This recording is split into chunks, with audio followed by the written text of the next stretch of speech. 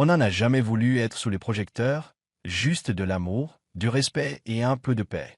Elle a tant sacrifié pour que son mariage fonctionne, pour ses rêves, pour sa santé, pour son identité, mais lorsqu'elle est entrée dans une pièce et qu'elle a entendu son mari et ses amis la démolir, le rire aux lèvres et la cruauté au cœur, quelque chose en elle s'est brisé et quelque chose de bien plus fort a émergé.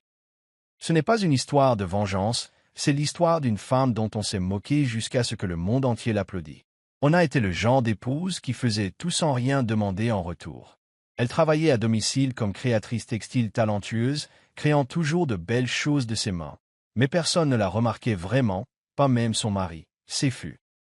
Tandis qu'il se concentrait sur le développement de son entreprise, on a l'aidé discrètement en coulisses, lui proposant des idées, créant des logos et veillant même tard pour l'aider à régler les factures.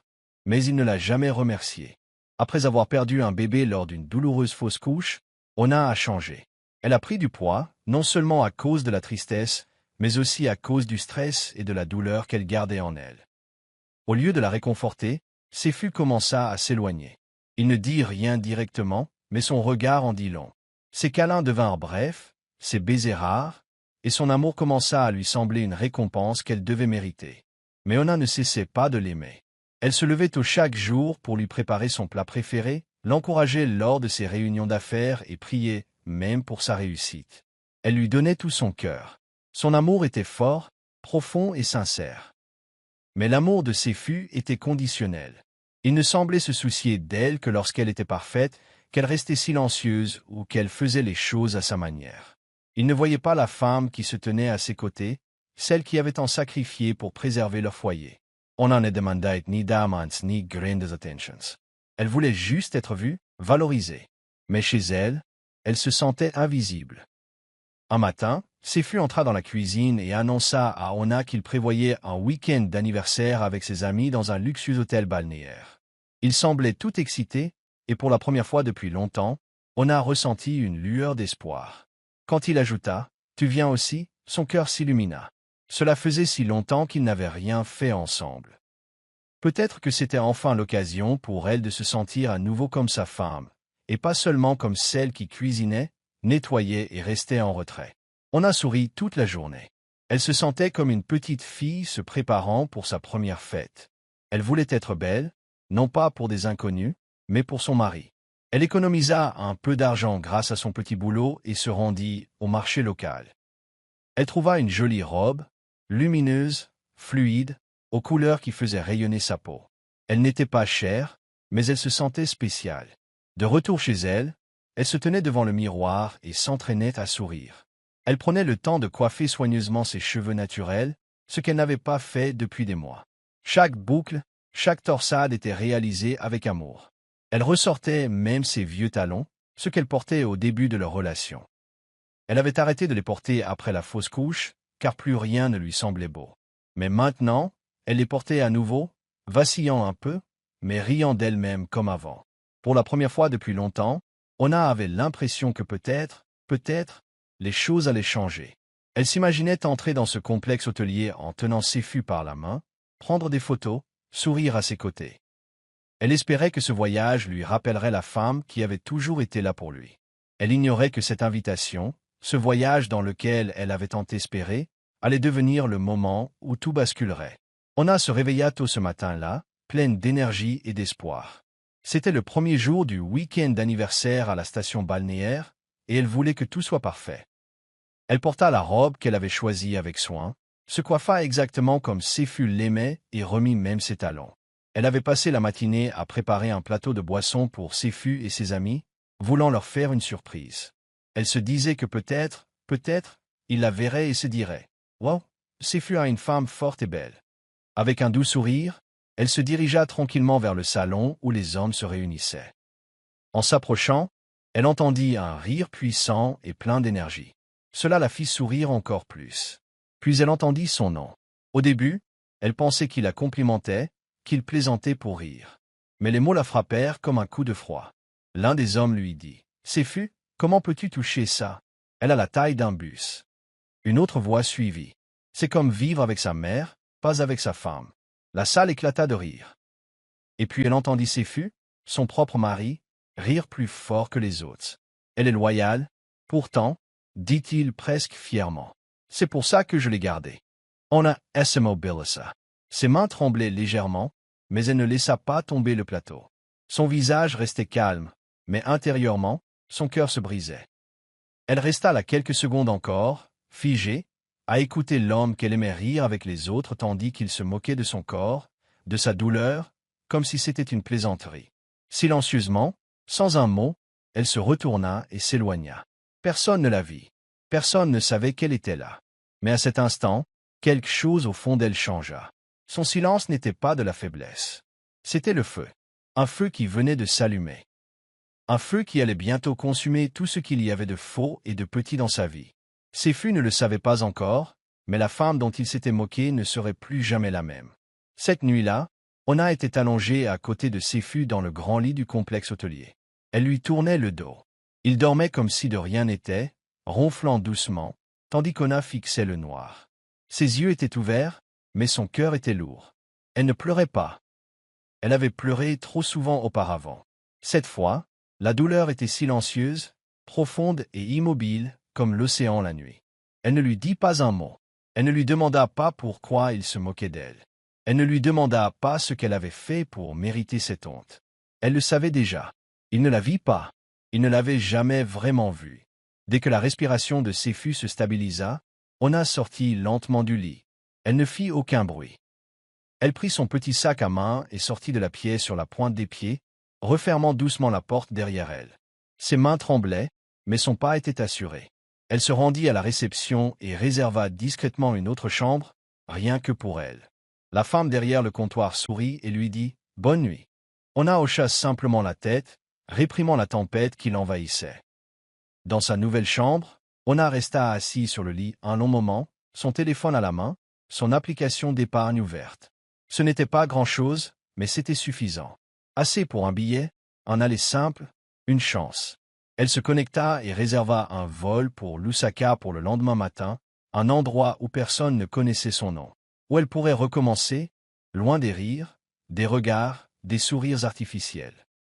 Elle n'emporta pas grand-chose, juste quelques vêtements, son carnet de croquis et son cœur, brisé mais toujours palpitant. Avant de partir, elle s'assit et écrivit un petit mot sur un bout de papier de l'hôtel. Il n'y avait ni colère ni supplication, juste la vérité. Elle le déposa délicatement du côté de Séfu.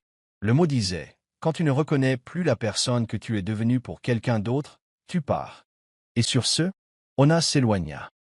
Non pas parce qu'elle était faible, mais parce qu'elle s'était enfin souvenue de qui elle était. Avant le jugement, avant le silence, avant de tenter de se rapetisser pour s'intégrer à son monde.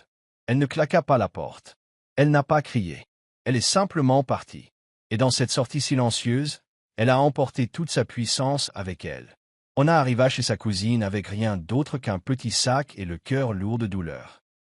Sa cousine la serra fort dans ses bras, ne lui posa aucune question et lui dit simplement « Tu es en sécurité maintenant ». Ce soir-là, Ona était assise près de la fenêtre, un crayon et un vieux carnet sur les genoux. Elle n'avait pas prévu de dessiner, mais sa main avançait d'elle-même. Les lignes venaient rapidement, puis les formes, puis les idées de tissu. Ses émotions transparaissaient dans chaque croquis. La colère s'est transformée en arête vive. La tristesse en courbes douces. L'espoir en couleurs. Elle dessinait toute la nuit, page après page. Pour la première fois depuis longtemps, elle se sentait à nouveau elle-même.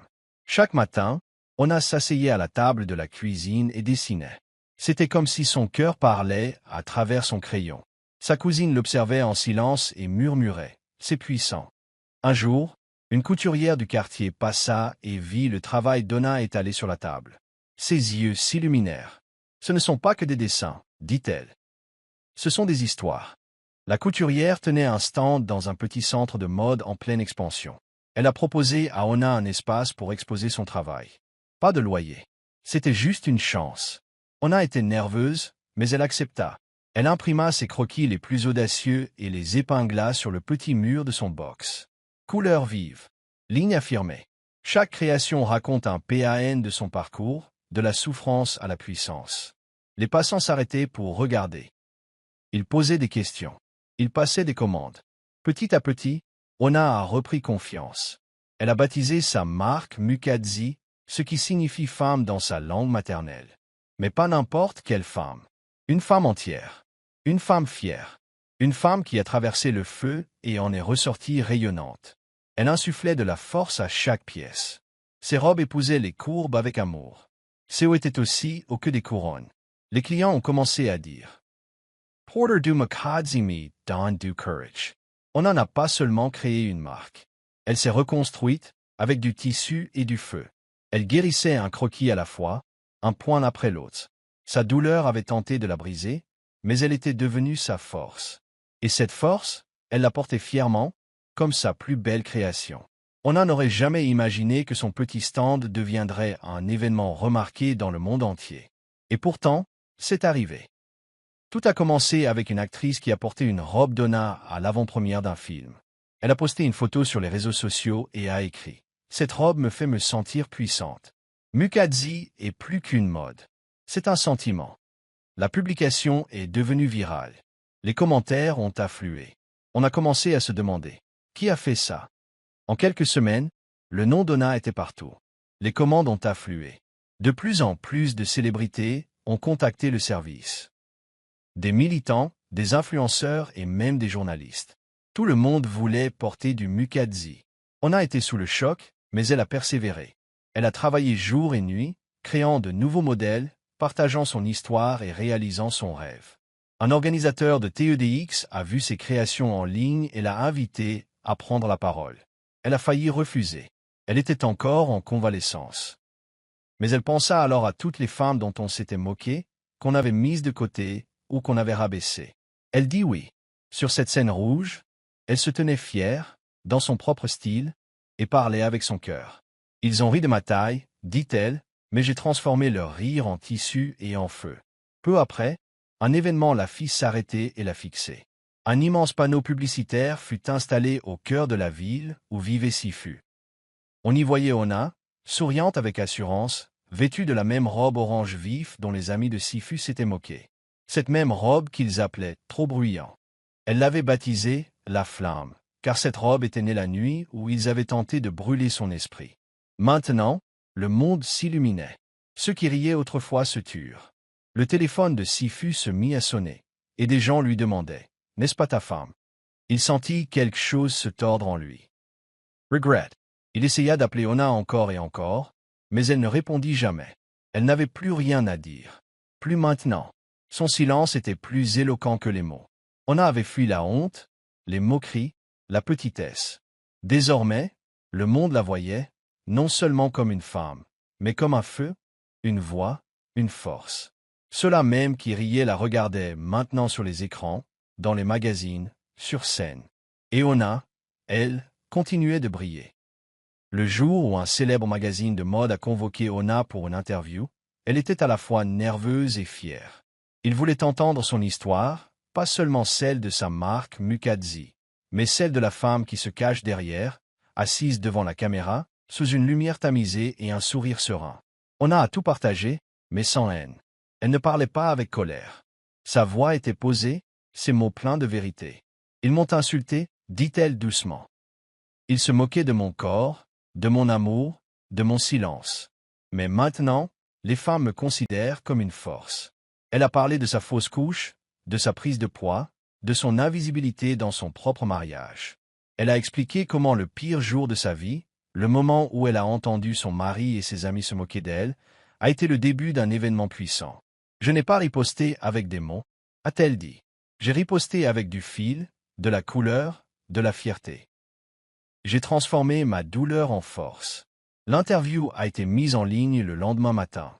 En quelques heures, elle a explosé. Le monde entier a suivi et partagé l'événement. Le mouvement Mukadzi, symbole du nombre, est devenu tendance. Des femmes ont publié des photos d'elles portant des couleurs vives et se tenant debout, déclarant « Je suis Mukadzi, je suis entière, je suis fière ». Même les hommes se sont joints à eux, acclamant leurs mères, leurs sœurs et leurs épouses. Le mouvement s'est répandu comme une traînée de poudre. Les blogueurs en ont parlé, les animateurs de télévision en ont parlé. Les jeunes filles ont déclaré que les paroles d'Ona leur avaient donné confiance. Les femmes plus âgées ont affirmé se sentir enfin reconnues. Chacune voulait participer à l'œuvre d'Ona. Elle avait transformé des années de douleur, de honte et de silence en quelque chose de lumineux, de puissant et d'espoir. Séfu avait tout vu. L'interview, le hashtag, le monde qui qualifiait Ona d'héroïne.